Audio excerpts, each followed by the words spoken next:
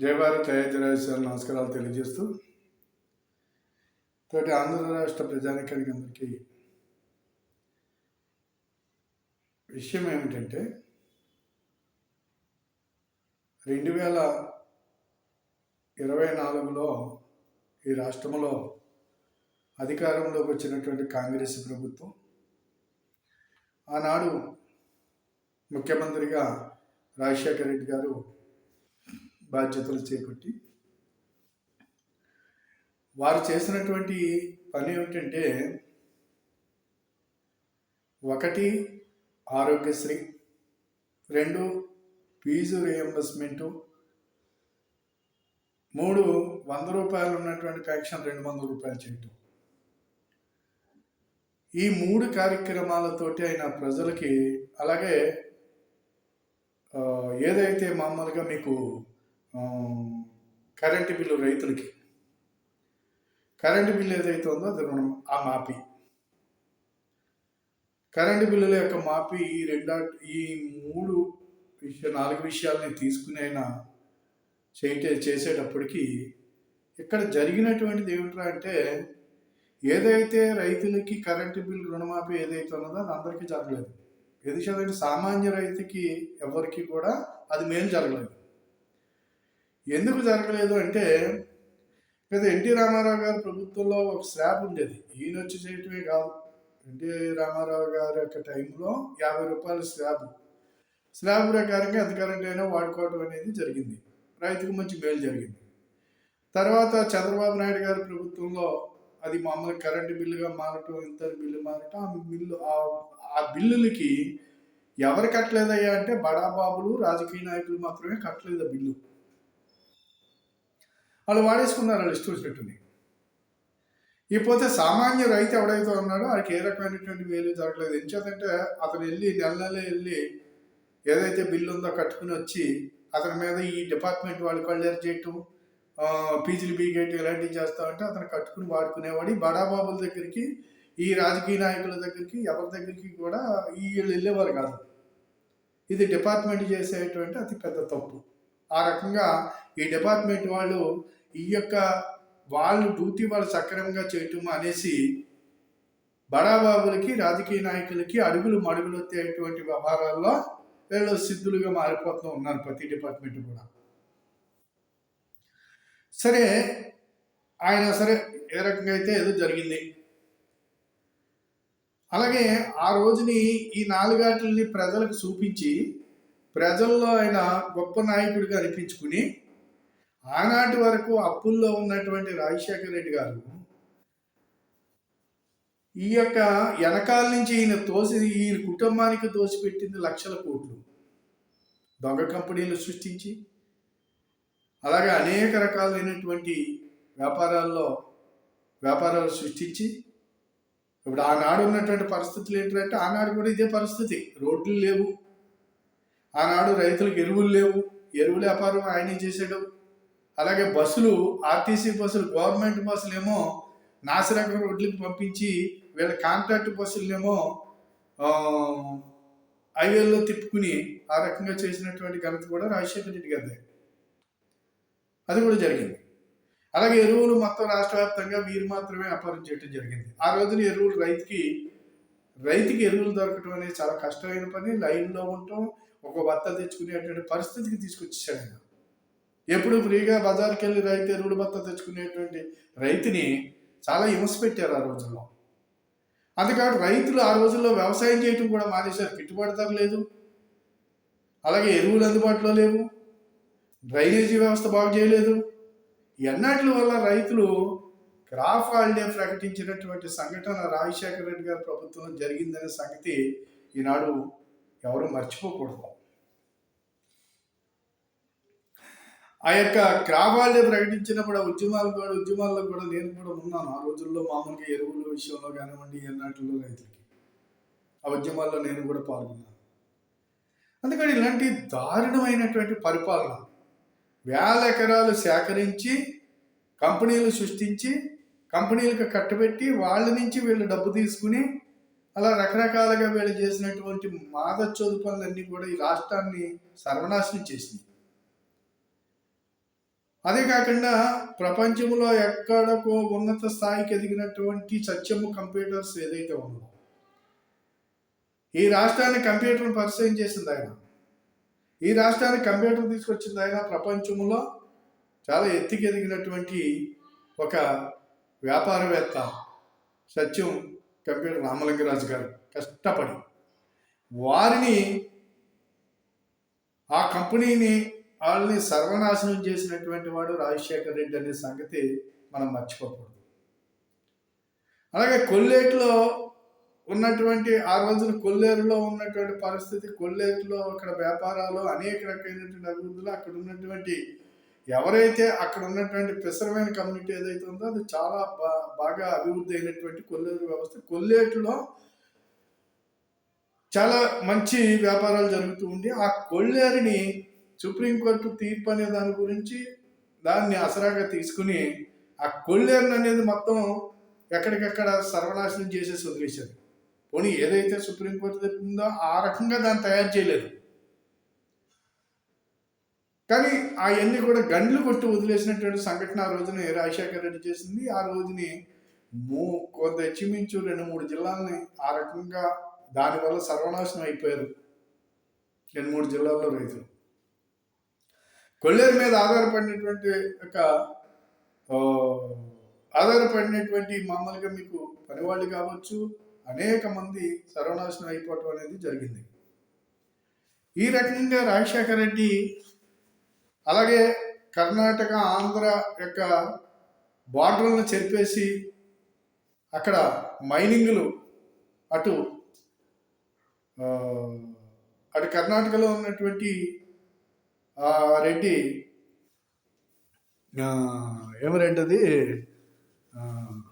ఆ కర్ణాటకలో ఉన్నటువంటి గాలి జనార్దన్ రెడ్డి ప్లస్ యువతల రాజశేఖర రెడ్డి ఇద్దరు కలిసి మొత్తం ఆ గల్లన్నీ కూడా వాళ్ళు ఇష్టానుసారంగా వ్యాపారాలు చేశారనే సంగతి కూడా మనం మర్చిపోకూడదు. ఈ రకంగా ఇవన్నీ చేసి ఆయన చేసినటువంటి ఘనకార్యాలు లక్షల కోట్ల రూపాయలు కొడుకు దోచిపెట్టారు. అయిపోయింది. ఆయన 2010లో మళ్ళీ అధికారంలోకి రావటం, 2010 తర్వాత వారి మరణం, ఇవన్నీ జరిగిన తర్వాత మళ్ళీ కాంగ్రెస్ ప్రభుత్వం అధికారంలోకి, మళ్ళీ కాంగ్రెస్ వేరే ఒక ముఖ్యమంత్రిని జగన్మోహన్ రెడ్డి ఆ రోజుని ముఖ్యమంత్రి కావాలంటాం, అది ఇవ్వకపోవటం, తర్వాత కాంగ్రెస్ వేరే వాళ్ళని పెట్టడం, అదన్నీ జరిగిపోయిన తర్వాత వీళ్ళు చేసినటువంటి అవినీతులన్నీ బయటపడి ఆనాడు ఉన్నటువంటి ఆ ప్రభుత్వాల మీద కేసులు పెట్టి ఈ అవినీతులన్నిటి మీద విచారణ జరిగితే అనేక మంది పారిశ్రామికవేత్తలు, కలెక్టర్లు అనేక మంది జైలుకి వెళ్ళడం జరిగింది జగన్మోహన్ రెడ్డితో సహా. మరి వెళ్ళినటువంటి వీళ్ళు లక్షల కోట్లు వీళ్ళ దోపిడీ ఉందనేది అక్కడ ఆనాడు జరిగినటువంటిదంతా. అలాగే 42,000 కోట్లు ఈడీ అటాచ్ చేసిందనేది ఈడీ అటాచ్ చేయటం కూడా జరిగింది. అనేక రకాల కేసులు ఇవన్నీ ఉన్నాయి. మామూలుగా ఈడీ అటాచ్ చేసింది సరే, మామూలుగా జైలుకి వెళ్ళటం, అనేక చాలా ఆయనకి బెయిల్ ఇవ్వటం, మళ్ళీ బయటికి రావటం. అలా గాలి జనార్దన్ రెడ్డి కూడా జైలుకి వెళ్ళటం, ఇవన్నీ జరిగిపోయినాయి. గాలి జనార్దన్ రెడ్డి కూడా చాన్నాళ్ళు జైల్లో ఉండటం, తర్వాత ఏదో జడ్జీలు అవినీతి చేశారు, గాలి జనార్దన్ రెడ్డి విషయంలో 100 కోట్లు చేతులు మారినాయి అనేది ఆ రోజున ఒక అలజడి చూపించారు. ఒకటి చూపించారు. అప్పుడు పరశురామయ్య గారు ఎవరెవరు జడ్జీలు వాళ్ళు కూడా చూపించారు. ప్రజలందరూ చూశారు దీన్ని. సరే, ఏదైనప్పటికైనా సరే, ఏదైతే ఇంత కార్యక్రమం జరిగింది, 42,000 కోట్లు ఇక్కడ మామూలుగా 45,000 కోట్లు ఈయన ఆర్థిక నేరం చేశాడనేది నిరూపణ అయింది. అనేక మంది ఐఏఎస్లో వీళ్ళందరూ కూడా పారిశ్రామికవేత్తలు జైలుకి వెళ్ళారు. ఇవన్నీ జరిగిపోయినాయి కదా. మరి జరిగిపోయిన తర్వాత ఆయన బెయిల్ ఇవ్వటం, ఆయన బెయిల్ నుంచి బయటికి రావటం, ఆయన పార్టీ పెట్టడం, మళ్ళీ వైఎస్ఆర్ పార్టీ అని పార్టీ పెట్టుకోవటం, ప్రజల్లోకి రావటం, ఇవన్నీ జరిగినాయి. ఈ రకంగా దోసేసినటువంటి వాడికి పార్టీ పెట్టడానికి ప్లస్ ఏంటంటే ప్రజల్లోకి వెళ్ళటానికి, ప్రజల్లో పోటీ చేసే అర్హత ఎందుకు ఇవ్వాలి? ఆయనకు అసలు బెయిల్ ఎందుకు ఇవ్వాలి? ఎంత నిరూపణ అయిన తర్వాత ఆయన నుంచి పూర్తిగా వాళ్ళ ఆస్తులన్నీ అటాచ్ చేయవలసిన అవసరం ఉంది, ఆయన్ని శిక్షించవలసినటువంటి అవసరం ఉంది దానికి సంబంధించిన వాళ్ళందరినీ. కానీ అది చేయలేదు. ఈయన ప్రజల్లోకి వచ్చేసి సరే పార్టీ పెట్టేశాడు, ప్రజల్లోకి తిరిగాడు, 5 సంవత్సరాలు ప్రతిపక్షంలో ఉన్నాడు, 5 సంవత్సరాలు అధికారంలో ఉన్నాడు. సరే ఇన్నాళ్ళు కూడా ఈ 10 ఇంచుమించు దగ్గర దగ్గర 14 సంవత్సరాలు అవుతుంది కదా ఇతని మీద కేసులు వగేరా కార్యక్రమం. ఈనాటి వరకు కూడా అతనికి శిక్ష పడకపోవడం ఒకటైతే, రెండేంటంటే 3,000 వాయిదాలకి అతను డుమ్మా కట్టడం. మరి ఇది రాజ్యాంగంలో రాసుందా? ముఖ్యమంత్రి అయితే వాయిదాకి రాకూడదని ఏమన్నా రాజ్యాంగంలో రాసుందా? లేకపోతే వాళ్ళ ముఖ్యమంత్రులు ప్రజాప్రతినిధులుగా ఉంటే వాళ్ళ మీద వాళ్ళు శిక్షించకూడదని, లేకపోతే వాళ్ళ మీద చర్య తీసుకోకూడదని ఏమన్నా రాజ్యాంగంలో రాసుందా అనేది ప్రజలకు అనుమానం. నిజంగా అలాంటివి రాసి ఉంటే కనుక రాజ్యాంగాన్ని వెంటనే మార్చాలి కదా. మార్చటం మానేసి ఈ దేశంలో జగన్మోహన్ రెడ్డి గారికి ఇన్ని వాయిదాలకి రాకపోవటానికి గల కారణము, ఆయనకి ఈ రోజుకి కూడా శిక్ష పడకపోవటానికి కారణం, దీనికి సమాధానం ఎవరు చెప్పాలంటారు? ప్రభుత్వాలు అయితే మామూలుగా వాళ్ళ మీద ఆరోపణలు కానివ్వండి, కేసులు కానివ్వండి, తర్వాత కోర్టు దాకా వచ్చిన తర్వాత బాధ్యత ఎవరిది? జడ్జిది. కానీ ఇవాళకి కూడా వీళ్ళని ఏ రకంగాని కూడా పట్టించుకోలేదు. వీళ్ళకి ఏ రకమైన శిక్షలు వేయలేదంటే దీనికి సమాధానం న్యాయమూర్తులు చెప్పాలి. ఇది ప్రజలు అడుగుతున్నారు, న్యాయమూర్తులు చెప్పాలని. మరి ప్రజల్లోకి వచ్చినప్పుడు ఈయన తల్లి చెల్లి ఈయన మొత్తం అందరూ కూడా ప్రజల్లోకి వచ్చి ప్రజల్లో ఈయన ఏం చెప్పుకున్నాడంటే, నా మీద అక్కసుతోటి కేసులు పెట్టారే తప్ప నేను ఏ తప్పులు చేయలేదని చెబితే, జడ్జీలు తప్పు చేసింటే శిక్ష ఇద్దరు కదా, ఈయనకి శిక్ష చేయలేదంటే ఈయన ఏ తప్పు చేయలేదు అందుకు కాబట్టి ప్రజల్లోకి వచ్చాడని చెప్పి ప్రజలు కూడా నమ్మేశారు. నమ్మి ఈయన కోట్లు వేయటం, ఈయన అధికారంలోకి తేవటం కూడా జరిగిపోయింది. దీని అంతటికీ ఈ రకమైనటువంటి అవకాశము ఈయనకి ఈ దేశంలో కోర్టులు ఇచ్చినాయి అని చెప్పేసి భావించవలసి ఉంటుంది. కోర్టులు ఇచ్చినాయి అని భావించాలి. కాబట్టి ఇదే రకంగా ఈ రోజుకి కూడా పరిస్థితులు ఈ దేశంలో అనేక మంది కుంభకోణాలు చేసి అనేక మంది ఈ రోజుని కొన్ని సంవత్సరాలుగా, నాకు తెలిసి 20-30 సంవత్సరాలుగా అనేక మంది బయట తిరుగుతూ వాళ్ళ రాజకీయాలు చేసుకుంటూ మళ్ళా ప్రజాప్రతినిధులుగా ఎన్నికవుతూ అధికారాన్ని చలాయిస్తున్నారు. అంటే దీనికి అంతటికీ కారణం న్యాయమూర్తులే అని చెప్పేసి చెప్పుకోక తప్పదు.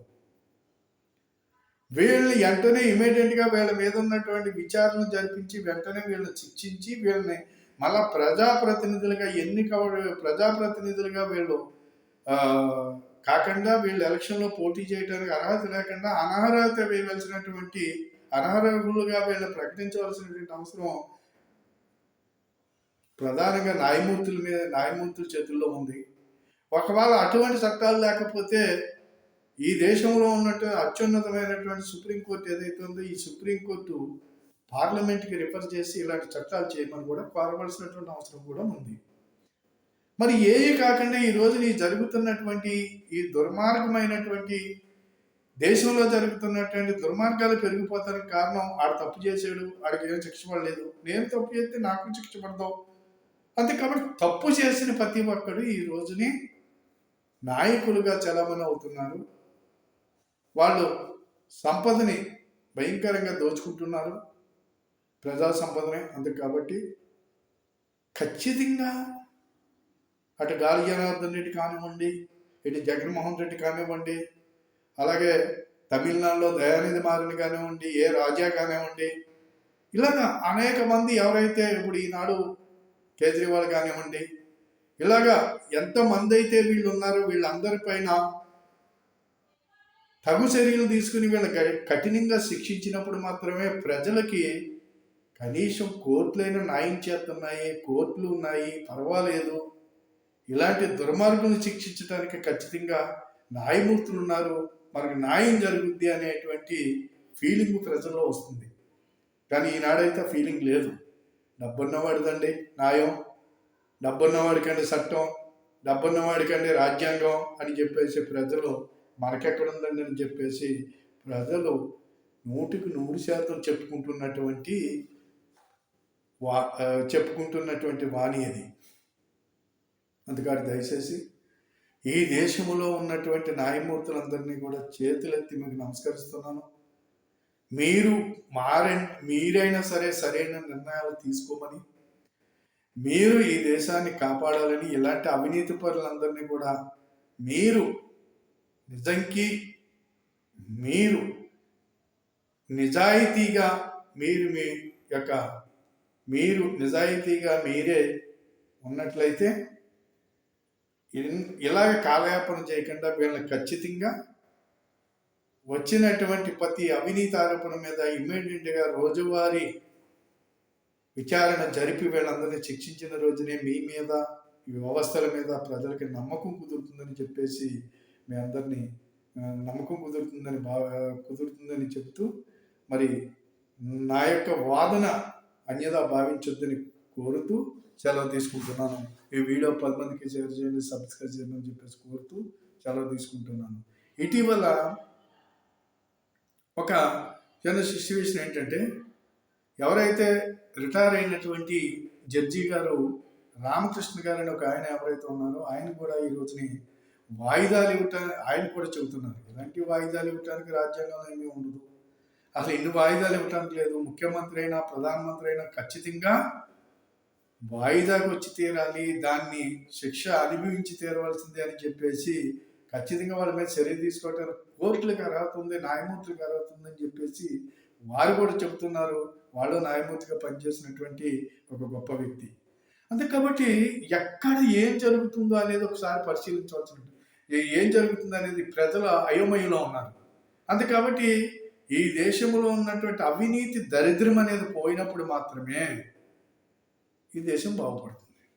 అందుకని ప్రజలకు న్యాయం చేయాలనేది, ప్రజల సొమ్ములు జీతాలుగా తీసుకుంటూ ప్రజల్ని అనేక రకాల సుఖాలు పొందుతూ మీరు అనేక రకాలైనటువంటి భోగాలు అనుభవిస్తూ ప్రజల సొమ్ముతోటి మీరు మీ రక్షణ కోసం మీ యొక్క స్వలాభాల కోసం పనిచేయటం అనేది మానుకుని దేశ రక్షణ, దేశ వ్యవస్థల మీద ఒక నమ్మకానికి ఎన్నటికీ కూడా రాజ్యాంగబద్ధంగా ఒక కఠినమైనటువంటి నిర్ణయాలు తీసుకుని తప్పు చేసిన వాడిని శిక్షిస్తారని భావిస్తూ సెలవు తీసుకున్నాం.